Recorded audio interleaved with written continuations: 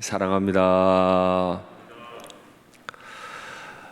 어제 앞선 1절부터 3절까지 말씀 가지고 기도하실 때 고난이 없기를 위해 기도하시라고, 또 고난을 만났거든 이 고난이 물러가도록 기도 부지런히 하시라고 말씀드렸습니다.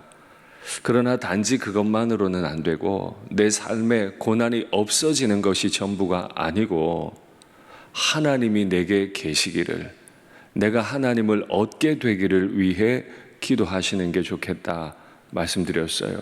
고난은 없고 우리 주님은 내게 계시는 그런 기도의 삶이 우리 가운데 계속 이어지면 좋겠습니다. 다윗은 여전히 사울을 피해 동굴 가운데 있습니다. 그의 인생은 늘 도망다니는 인생이었습니다. 그는 사람의 아들들 중에 거하고 있지만 또 그 사람들은 삼키는 자와 같다고 오늘 본문이 설명합니다. 불사르다 하는 말이 삼키다 하는 뜻입니다. 그들은 어떤 방식으로 삼키나요? 화살로, 창으로, 날카로운 칼로 자신을 삼킨대요. 그렇습니다. 사울은 실제로 그런 칼, 화살, 창을 가지고 자신의 사위인 다윗을 공격했습니다. 얼마나 아프고 힘들었을까요? 그런데 놀라운 건 이게 비유라는 겁니다. 실제로 다윗에게 칼 같고 화살 같고 창 같은 건 그 세 가지 무기일 뿐만 아니라 또 하나, 그들의 이는, 그들의 혀는. 실제로 군대를 보낸 것도 아프지만 표독스럽게 말하는 그 말이 다윗의 마음을 다 찢는 거예요. 사울이 보낸 군대는 다윗의 육체를 찢으려 하고, 사울과 그의 부하들이 다윗 앞에서 떠들어대는 말은 다윗의 영혼을 찢고 있습니다. 기억하십시오. 사람들에게 육체적인 린치를 가하지 않더라도 내가 내뱉은 말이, 내가 공격한 말이 그 영혼을 불사르듯, 그 영혼을 삼키듯, 그 영혼을 찢어버릴 수 있습니다. 이 강단에서 거룩한 말씀을 선포하지만 또 나누지만 여전히 내 입술로 한 영혼을 찢어버릴 수 있음을 이 순간 또 깨닫습니다. 내 입술로 하나님 앞에 도와달라고 간구하고 기도하지만 내 입술로 한 영혼을 찢어버릴 수 있음을 또다시 깨닫습니다. 오늘 내 입술에 부정함은 없는지 하나님 앞에 엎드려 기도하면 좋겠습니다. 아무리 의로운 말이어도, 아무리 필요했다 하더라도 내 영혼으로, 내 말로 한 영혼을 삼켜버리는 일은 없으면 좋겠습니다. 다윗은 이렇게 동굴 가운데 쫓겨다닐 수밖에 없었어요. 그런데 또 비유하기를 그들이 나를 잡으려고 내 앞에 그물을 준비했습니다. 그래서 내 영혼이 억울합니다. 사냥꾼들이 짐승을 잡을 때 그물을 준비하거든요. 동굴로 도망다니고 있는데 내가 쫓기는 사냥감이 된 것 같은 거예요. 실제로 화살을 쏘고 창을 던지고 못된 말을 하고 내 영혼, 내 육체는 길길이 찢기고 가는 곳마다 그물이 준비돼서 언제 걸릴지도 모르는, 그래서 내 영혼이 억울하대요. 그런데 바로 다음 7절에 가면 하나님이여 내 마음이 확정되어 싸우니. 참 신기하죠. 6절에서는 영혼이 억울하다 하더니 7절에서는 마음이 확정되었다. 어떻게 이렇게 변할 수 있죠?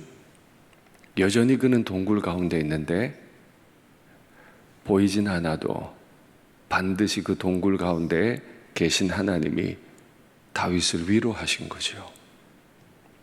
동굴 가운데 있어요. 여전히 혼자 된 것 같아요. 무거운 짐을 지다가 몇 번이고 쓰러져요. 그러나 내 옆에 서 계신 내 주님을 동굴 가운데서라도 발견하면 내가 이렇게 고백해요. 내 마음이 확정되었고 내 마음이 확정되었으니 내가 주께 노래하고 내가 주께 찬송하겠습니다. 오늘 여기가 다윗의 동굴이기를 바랍니다. 마음에 확정하고 일어나시기를 바랍니다. 내 영혼에 찬송과 노래가 넘치기를 바랍니다. 그런데 여기서 한 가지 우리가 묵상하면 좋겠습니다. 고난 가운데 피하느라고 동굴로 가서는 찬송할 수 있거든요. 그런데요, 유혹 앞에서는 찬송이 안 나옵니다.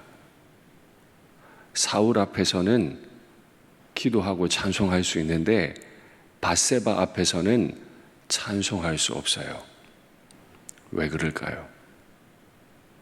고난 가운데서는 내가 고통스럽지만 유혹 가운데서는 내가 즐겁거든요. 저와 여러분들의 영혼에 즐거움이 넘치면 좋겠습니다. 정말이지 하나님께서 오시면 내 영혼은 즐겁고 즐거워요. 그러나 기억하세요. 마귀가 주는 즐거움은 우리로부터 하나님을 멀어지게 만듭니다. 그러니 내 영혼이 진짜 기쁜 건지 마귀적 기쁨에 빠져 있는 건지 분별하려면 내가 기쁘기 때문에 하나님을 더욱 높이고 있는가, 아니면 나 홀로 기쁜가, 잘 생각하셔야 됩니다. 고난은 믿음의 사람을 넘어뜨리지 않습니다. 마귀가 다윗을 시험하려 할 때 고난을 주는 건 실패했어요. 그러나 마귀가 다윗을 넘어뜨리려 할 때 유혹에는 정말 성공했어요. 고난 앞에서도 유혹 앞에서도 하나님이여, 내 마음이 확정되었고 내 마음이 확정되어 싸우니 내가 주께 노래하고 찬송하리이다. 이 정확한 고백을 하나님 앞에 올리는 우리가 되면 좋겠습니다. 그래서 진실로 동굴이 왕궁으로 바뀌고 왕궁이 천국으로 바뀌는 우리의 삶이 되면 좋겠습니다. 그래서 다윗은 고백해요. 본인은 동굴에 있지만 주의 영광이 하늘까지 높아지기 원합니다. 주의 진리가 궁창에 이르고 있습니다. 본인은 동굴에 갇혀 있지만 내 옆에 서 계신 주님 묵상하니까 주의 인자는 커서 하늘에 미쳐요. 주의 진리는 궁창에 미쳐요. 세상에 이런 하나님이 나와 함께 하시다니. 그래서 그 모진 10년을 견딜 수 있었습니다. 이 새벽에 나올 만큼 간절하시죠? 이 새벽에 간구해야 될 제목이 많죠. 정말 답답한 일 많죠. 그러나 내 옆에 계신 주님은 인자가 하늘에 닿도록, 진리가 궁창을 다 채워버리도록 크신 하나님이신데, 오늘 그 하나님을 만나고 그 하나님을 경험하고 그 하나님을 더 사랑하게 되게 해달라고, 그래서 정말 주님께서 나를 통해 영광 받으시고 나도 그 영광 앞에서 한량없이 기뻐할 수 있게 해달라고 기도하시면 좋겠습니다. 말씀을 맺겠습니다.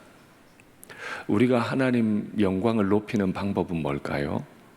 높아져라, 높아져라 하면 높아지나요? 이미 높으신 하나님을 동굴에서도 만나고 내 마음을 확정하시면 됩니다.